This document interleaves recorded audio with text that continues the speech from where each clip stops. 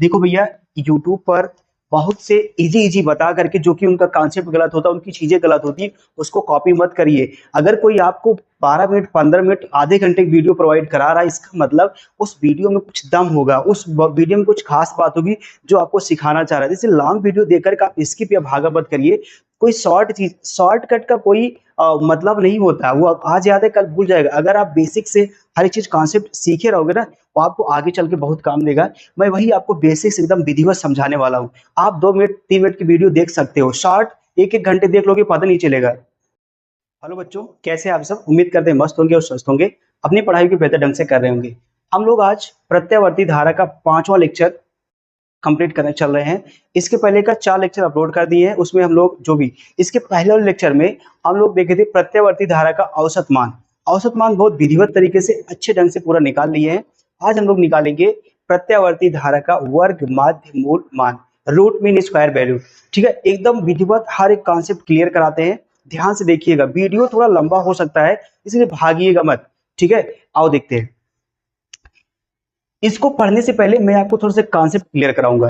ठीक है, जैसे मान लो अगर ये कोई तार है, इसमें अगर धारा प्रवाहित हो रही है, तो इस तार में धारा प्रवाहित होने के कारण ऊष्मा भी उत्पन्न होती है, ऊष्मा। और ये जो ऊष्मा उत्पन्न होती है उसको हम लोग जूल में लिखते हैं, एच से लिखते हैं या क्यू से लिखते हैं, ऐसा कुछ। क्यू से लिख दो या डब्ल्यू से लिख दो, ठीक है, हम लोग ऊष्मा लिखते हैं। और ये जो ऊष्मा का फार्मूला होता है, इसके पहले 5वें लेक्चर में, मतलब 5वें लेसन मैंने कंप्लीट लिखा दिया है। वो फार्मूला क्या होता है? ये होता है वी आई टी बराबर, यही किसके होता है? आई स्क्वायर आर टी। और यही किसके होता है? वी स्क्वायर इंटू टी के होता है। यही किसके होता है? ये इस सब के क्या होता है? पूरा बराबर होता है। तो हम लोग क्या करेंगे, इसकी मदद, कुछ हमें इसकी मदद लेनी पड़ेगी। क्या आप इसमें बताएंगे? अगर कोई किसी तार में या किसी परिपथ में धारा प्रवाहित हो रही है, तो उसमें ऊष्मा भी उत्पन्न होती है, हीट उत्पन्न होती है। और हमें इस फार्मूले की जरूरत नहीं पड़ेगी, इस फार्मूले की जरूरत पड़ेगी ना इस फार्मूले की। तो हम लोग क्यू बराबर निकालेंगे, इस फार्मूले का यूज करेंगे, आई स्क्वायर आर टी, इस फार्मूले का यूज करेंगे। और हम लोग अपनी जो एक्सरसाइज है न्यूमेरिकल, उसको कंप्लीट करेंगे। तो यहां सबसे पहले हम लोग समझते हैं कि प्रत्यावर्ती धारा का वर्ग माध्य मूल मान, ये किसे कहते हैं और क्या होता है। तो अगर हम लोग बात करें इसकी परिभाषा की, डिफिनीशन की, तो परिभाषा आप अच्छे से लिखिएगा। आता बहुत है भैया, इंपॉर्टेंट है। तो इसकी परिभाषा कैसे लिखोगे, मैं आपको समझा दे रहा हूं। पहले यहां से मैं देखो, जो वर्ग माध्य मूल मान है उसको हम लोग लिखते हैं I R M S, root mean square value of alternating current. Root mean square value of alternating current, I R M S बराबर होता है रूट में आई स्क्वायर का बार, ये होता है। इसी से पूरा डिफिनेशन बना देंगे। क्या? एक कंप्लीट चक्र के लिए, एक कंप्लीट साइकिल के लिए प्रत्यावर्ती धारा के वर्ग के औसत मान के वर्गमूल को वर्ग माध्य मूल मान कहते हैं। फिर से सुनो, प्रत्यावर्ती धारा के वर्ग के औसत के वर्गमूल को हम लोग क्या बोलते हैं? वर्ग माध्य मूल मान जानते हैं या बोलते हैं या कहते हैं। फिर से बात सुन लो, एक पूर्ण साइकिल के लिए धारा के वर्ग के औसत मान के वर्गमूल को वर्ग माध्य मूल मान कहते हैं। मैं लिख दे रहा हूं, टेंशन नहीं लेना है। इसमें लिखोगे, एक पूर्ण चक्र के लिए प्रत्यावर्ती धारा के वर्ग के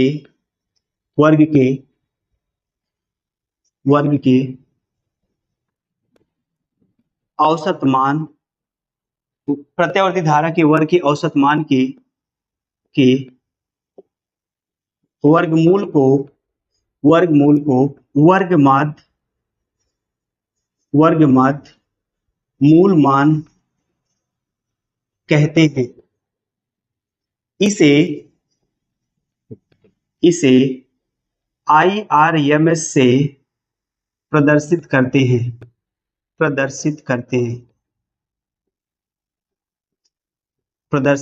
हैं। और जो एक पूर्ण साइकिल के लिए IRMS होता है, वो बराबर होता है, यह फॉर्मूला लिख दो, या IRMS बराबर रूट में आई स्क्वायर, ये होता है बार, ये होता है इसका फॉर्मूला।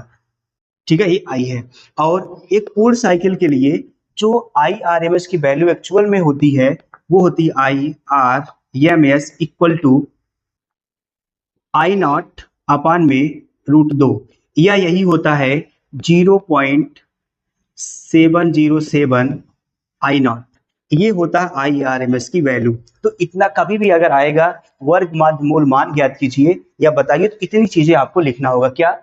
एक पूर्ण साइकिल के लिए, पूर्ण चक्र के लिए प्रत्यावर्ती धारा के वर्ग के औसत मान के वर्गमूल को वर्ग माध्य मूल मान बोलते हैं, और ये इसे IRMS से प्रदर्शित करते हैं, अर्थात IRMS बराबर रूट में I स्क्वायर बार और क्या लगा देंगे, और इसकी वैल्यू जो होती है IRMS बराबर I0 अपान में √2 बराबर, इसको सॉल्व करोगे 0.707 I0 होता है।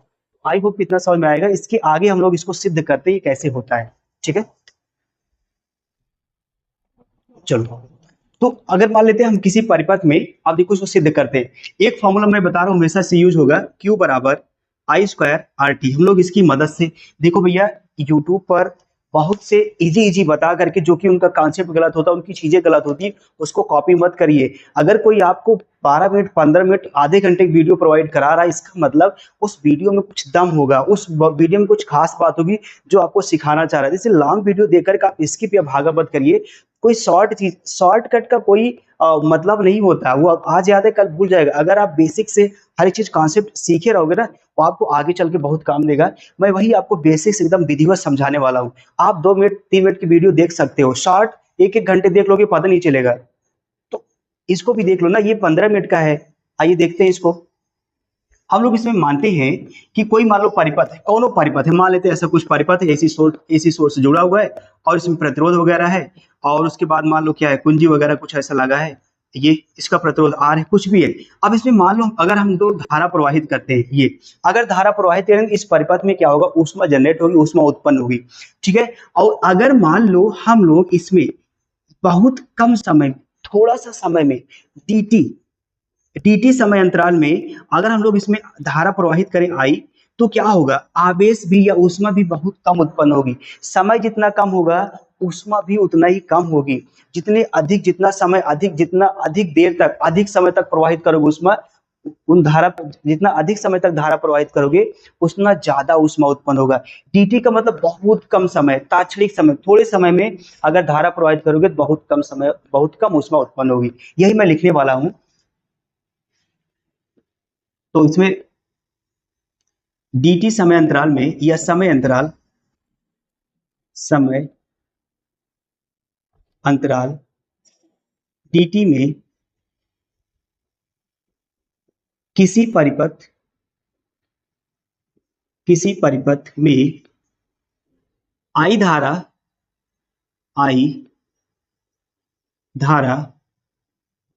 प्रवाहित होने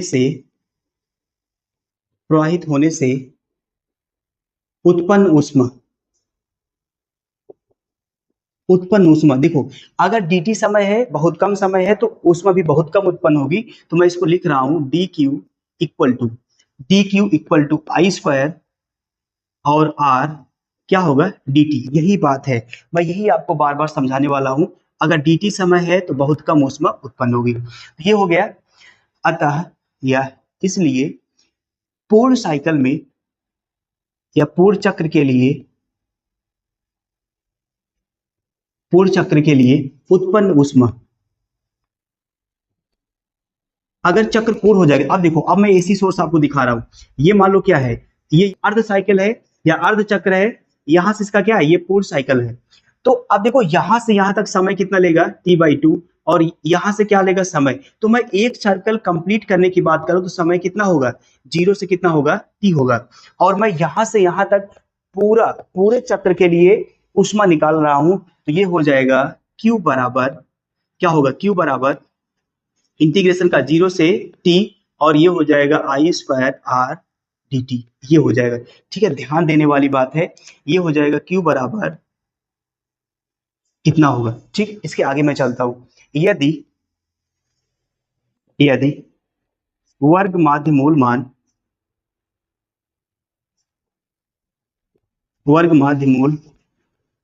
मान, IRMS हो, तो अगर IRMS हो तो पूर्ण चक्र के लिए, पूर्ण चक्र, पूर्ण चक्र के लिए क्या होगा, पूर्ण चक्र के लिए ऊष्मा, पूर्ण चक्र के लिए ऊष्मा। अब देखो भैया, अब यही से हम लोग करेंगे। अब इसमें मैं ये बात कर रहा हूं, अगर वर्ग माध्य मूल मान IRMS हो तो पूर्ण चक्र के लिए ऊष्मा, तो यहां से क्या लिखोगे, Q बराबर IRMS है तो ये हो जाएगा I²R और ये हो जाएगा R, और ये क्या हो जाएगा, अब देखो यहां से यहां तक समय है ना, अब ये वाला जो समय है वो चेंज हो जाएगा कैपिटल टी में, यही बात आपको ध्यान देना है। ये जो समय अपने पास है ये कैपिटल टी में आवर्तकाल में चेंज हो जाएगा। अब क्या करोगे, इसको इक्वेशन नंबर फर्स्ट दे दो, इक्वेशन फर्स्ट। अब क्या करोगे, तो समीकरण एक से Q बराबर रख दो I²R/MS/RT बराबर, यहां से रख दो 0 to T और I²R वहां पे है dt। ये अपना ये इक्वेशन मेन बन गया है। अब देखो ये r क्या है, कांस्टेंट है, बाहर हो जाएगा। ये r क्या है, कांस्टेंट है, बाहर हो जाएगा। I²R/MS ये क्या हो जाएगा, RT, ये कांस्टेंट बाहर करो और ये हो जाएगा 0 to T I²dt।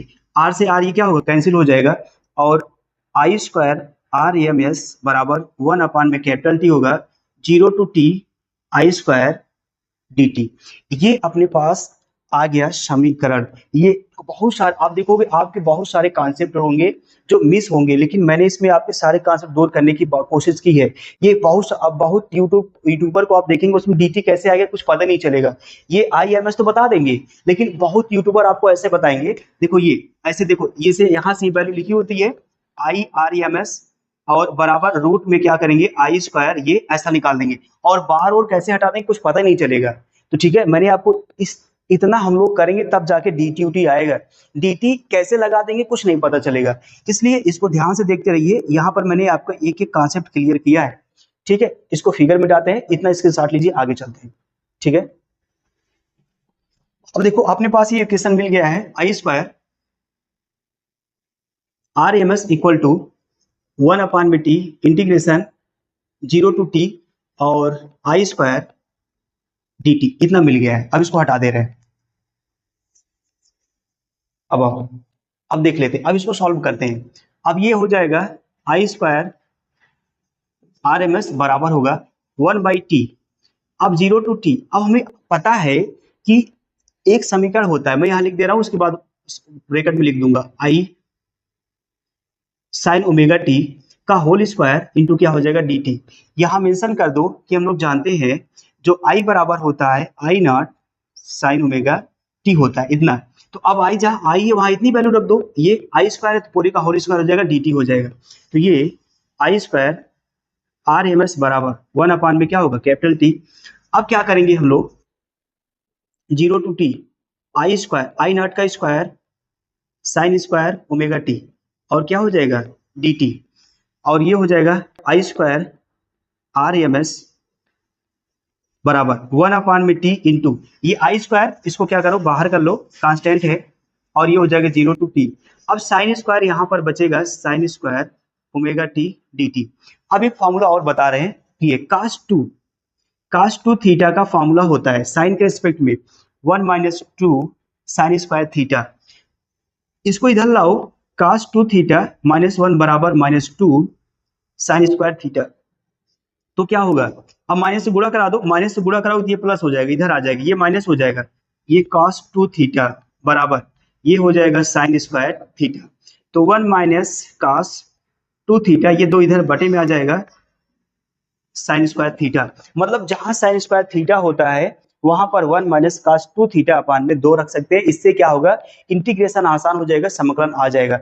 लेकिन हमारे पास क्या है, हमारे पास ओमेगा टी है, तो थीटा को चेंज कर दो, थीटा बराबर क्या रख दो ओमेगा टी, तो ये बन जाएगा ओमेगा टी का फॉर्मूला। मतलब ये यहाँ से इसको हम लोग रिप्लेस कर देंगे। तो आइए नेक्स्ट में करते हैं, I²RMS बराबर 1 में टी I² ये होता है 0 to T, साइन स्क्वायर के स्थान पर रख सकते हैं 1 - cos2 ओमेगा टी अपान में 2, और ये हो जाएगा dt। एक लाइन और लिखते हैं नीचे, तो ये हो जाएगा I²RMS बराबर 1 में t, 2 को बाहर ले लो, आई स्क्वायर अपान में 2 integration 0 to T 1 minus cos 2 omega T और ये हो जाएगा डी टी। आगे चलते हैं, इसको आप ये सब पूरा स्क्रीनशॉट ले लीजिएगा, समझ लीजिएगा, और इसको भी मैं मिटा रहा हूं।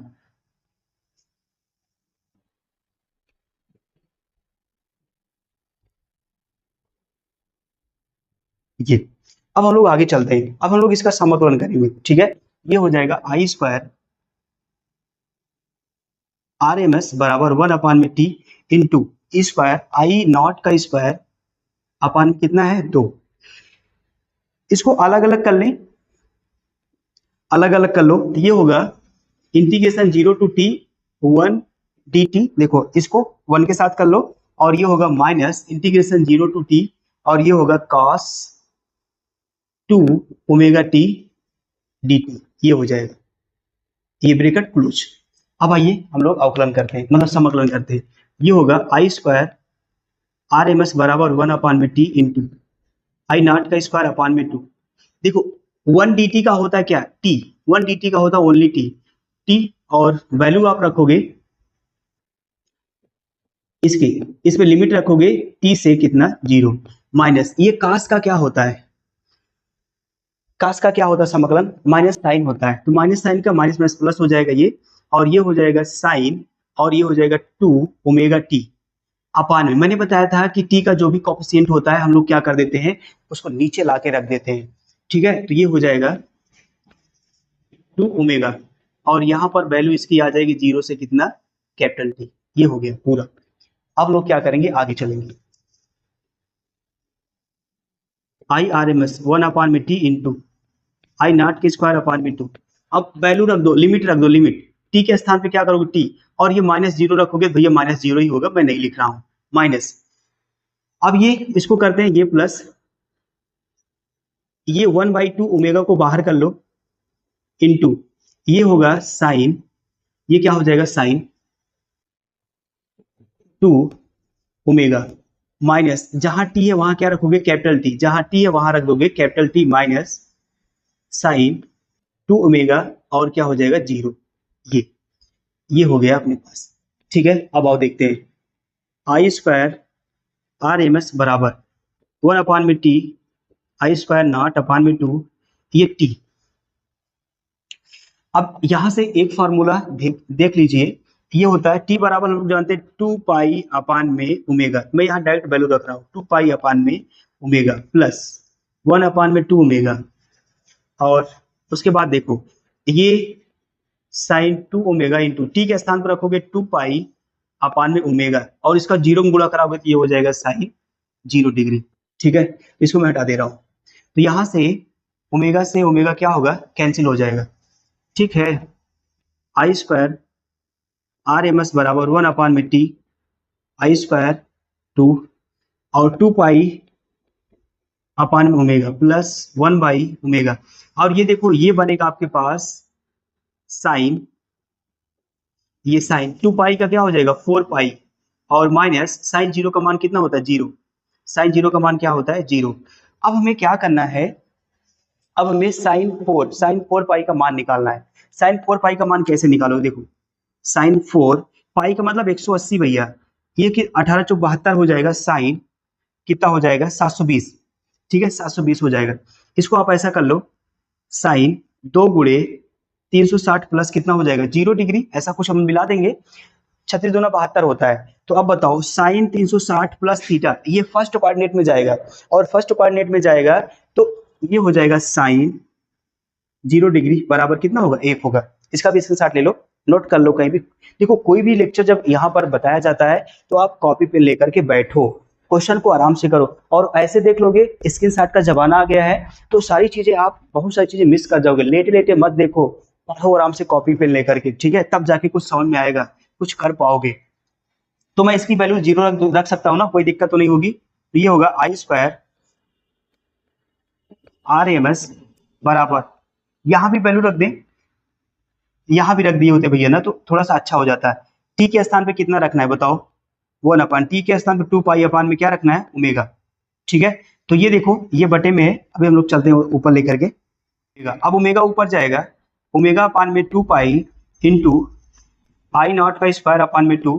अब देखो इसके स्थान पे 0 रखेंगे, ये होगा 2 पाई अपान में हो गया प्लस 1 अपान में 2 पाई 2 मेगा है। और इस ये पूरा क्या होगा 0, 0 में 0 घटाओगे पूरा 0, ये पूरा क्या हो जाएगा 0। अब इसका पूरा इसमें पूरा कराओ, ये पूरा 0 हो जाएगा, बचेगा कितना आई स्क्वायर आर एम एस बराबर, और ये हो जाएगा ओमेगा अपान में 2 पाई इंटू आई नॉट का स्क्वायर अपान में 2 इंटू 2 पाई अपान में क्या होगा ओमेगा। अब यहाँ से इसको काटिए, अब देखो ओमेगा से क्या होगा, ओमेगा से ओमेगा कैंसिल हो जाएगा, और ये 2 से देखो यहाँ 2 पाई से 2 पाई कैंसिल हो जाएगा, 2 को मत काटिए, ये 2 पाई से 2 पाई कैंसिल, तो यहाँ पर बचेगा कितना आई स्क्वायर, यहाँ पर बचे कितना आई स्क्वायर आर एम एस बराबर, ये होगा कितना आई नॉट का स्क्वायर अपान में कितना होगा ये 2, इतना होता है I R M S square की वैल्यू, इतना इतना इसके साथ लीजिए, आगे चलते हैं। यहाँ पर वैल्यू आई स्क्वायर आर एम एस बराबर आई नॉट का स्क्वायर अपान में 2। अभी देखो यहाँ पर हम लोग कितनी वैल्यू निकाले, आई स्क्वायर आर एम एस बराबर ये निकाले हैं आई नॉट का स्क्वायर अपान में 2, दोनों पक्षों वर्गमूल ले लो, अगर इसका वर्गमूल हो गया आई स्क्वायर आर एम एस बराबर ये कितना आएगा अपने पास आई नॉट, ये तो पूरा आ जाएगा, और ये इसका वर्गमूल नहीं ले पाएंगे तो ये कितना होगा रूट हो जाएगा, रूट ये होता है, इतना होता है, या इसी को आगे लिख सकते हो 1 अपान में रूट 2 इंटू क्या हो जाएगा आई नॉट, तो आई स्क्वायर आर एम एस बराबर 1 अपान रूट 2 की वैल्यू 1.4, देखो 1.41 इतना होता है 1.41, और इतना क्या होता है आई नॉट होता है, और इसी को भाग कराओगे, इसी को भाग कराओगे तो होगा 0.707 आई नॉट, तो इतना होता है, या ऐसे शॉर्ट में लिख सकते हो, डायरेक्ट लिख सकते हो आई स्क्वायर आर एम एस बराबर ये होता है आई नॉट अपान में रूट 2 बराबर 0.70, इतना होता है, ठीक है, इतना आई नॉट, ये होता है आई आर एम एस, यही होता है अल्टरनेटिंग करंट का आरएमएस वैल्यू एक पूर्ण चक्र के लिए कितना होता है, ये 0.707 आई नॉट, ठीक है। इसी तरह अगर वोल्टेज के लिए इसी प्रकार वोल्टेज के लिए क्या करेंगे, यहां पर क्या रखेंगे V square R M S बराबर ये हो जाएगा वी नॉट अपान में 2, रूट में 2 होगा, और ये बराबर हो जाएगा 0.707 इंटू क्या हो जाएगा वी नॉट, ये होता है वोल्टेज के लिए, ठीक है। तो एक पूर्ण चक्र के लिए जो धारा का I R M S value होता है 0.707 आई नॉट आता है।